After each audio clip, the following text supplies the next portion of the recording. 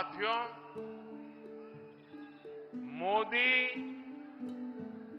अपने काम का, देश के विकास का लेखा जोखा देकर आपसे आशीर्वाद मांगता है, आपसे वोट मांगता है।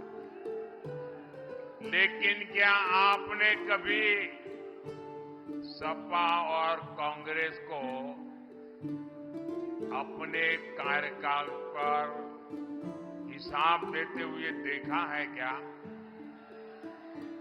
मोदी ने तो मेडिकल कॉलेज भी बनाए हैं।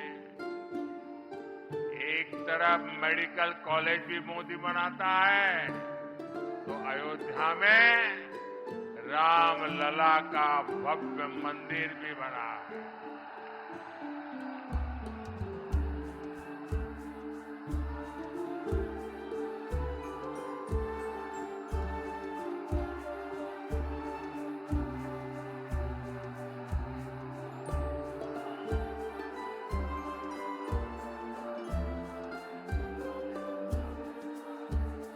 मोदी तो बता सकता है, ये कांग्रेस और सपा वाले क्या बताएंगे? जब ये सत्ता में थे तब अयोध्या, बनारस, लखनऊ, कानपुर आए दिन आतंकी हमले होते थे, बम धमाके होते थे। इसके सिवाय लोग बता क्या सकते थे? और ऐसे हालत से क्या करते थे? मेरा एक काम है, आप लोग करोगे?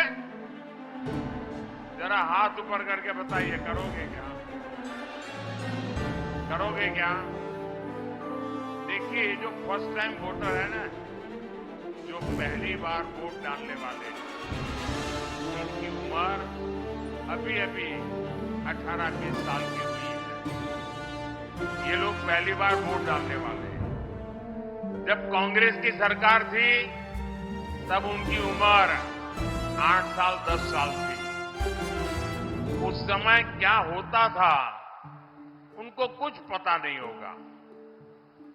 अब जैसे आपको याद होगा, जो बड़े हैं ना उनको याद होगा, मोदी के आने से पहले आपको रेलवे स्टेशन पर जाओ तो माइक पर से एक सूचना सुनाई देती थी, बस स्टेशन पर जाओ तो माइक पर से एक सूचना सुनाई देती थी, आप अपने अखबार पढ़े तो उस पर एक सूचना सुनाई देती थी, आप टीवी देखे उस पर एक सूचना आती थी। क्या आती थी?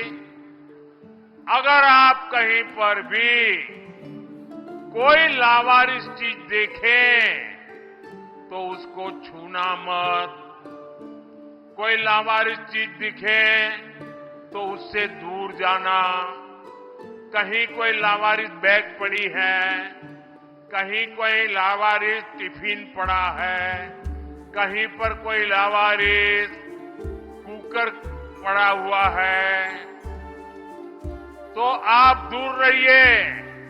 क्यों? क्योंकि डर रहता था ये जो लावारिस चीजें पड़ी है उसमें बम होगा। और इसलिए पूरी सरकार आए दिन उनको, लोगों को ये बताना पड़ता था। मुझे बताइए भाइयों, 2014 के बाद, मोदी के आने के बाद कभी भी आपने ऐसी सूचना सुनी है क्या? बम धमाका होने का डर बताया जाता था, वो है क्या? ये बम धमाके वाले चुप हो गए कि नहीं हो गए? बम बंद हो गए कि नहीं हो गए? कैसे हुआ? कैसे हुआ? किसने किया? किसने किया?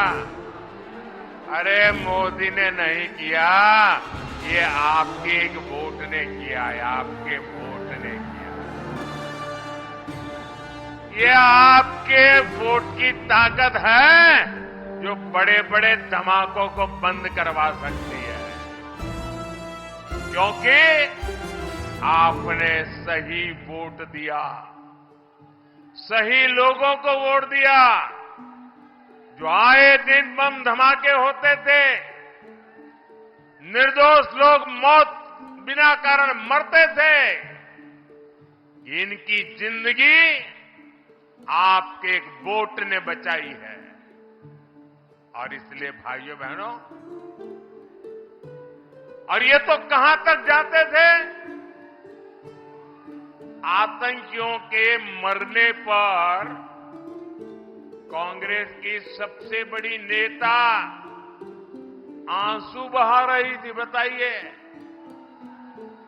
क्या आतंकियों के मरने पर आंसू बहाने वाले आपको मंजूर है क्या? इस देश में ऐसे लोगों को सरकार दी जा सकती है क्या?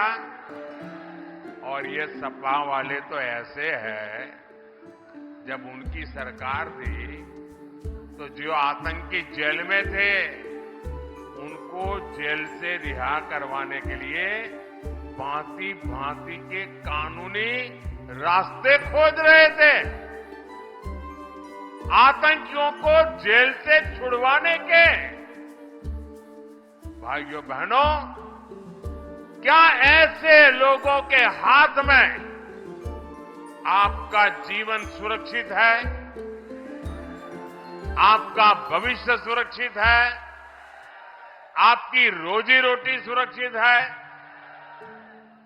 और अभी भी ये सुधरने को तैयार नहीं है। आपने देखा होगा, राम मंदिर का उनको निमंत्रण दिया गया। अब देखिए, मैं तो हैरान हूं, ये जो राम मंदिर के ट्रस्टी है ना, उनकी जितनी तारीफ करे उतनी कम है।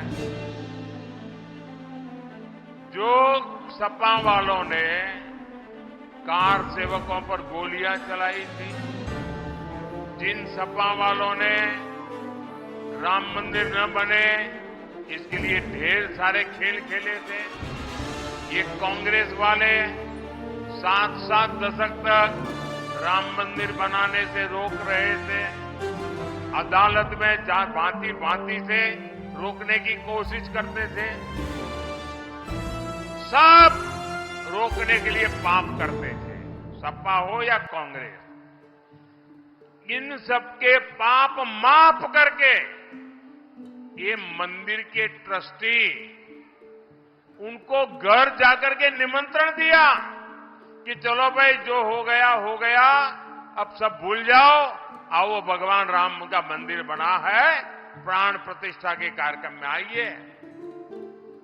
राम मंदिर प्राण प्रतिष्ठा का निमंत्रण मिलना, ये तो 7 जन्म के पुण्य है ना, तब मिलता है भाई। इन्होंने तो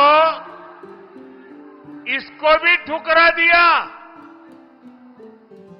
जिन्होंने राम मंदिर के निमंत्रण को ठुकरा दिया, और जब ये अभी रामनवमी आई, पहली बार भव्य मंदिर में रामलला विराजमान थे। टेंट से बाहर निकल के पहली बार वो अपना बर्थडे मना रहे थे। उसी समय ये सपा वाले कह रहे थे, ये राम मंदिर जाने वाले भक्त तो पाखंडी होते हैं, पाखंडी। क्या भाइयों बहनों, इस देश में ऐसे लोगों की राजनीति चलनी चाहिए क्या? ऐसे लोग एक वोट के भी हकदार है क्या? क्या हर बूथ में से चुन चुन करके उनको साफ करना चाहिए कि नहीं करना चाहिए? करेंगे? पक्का करेंगे? जरा पूरी ताकत से बताइए, करेंगे?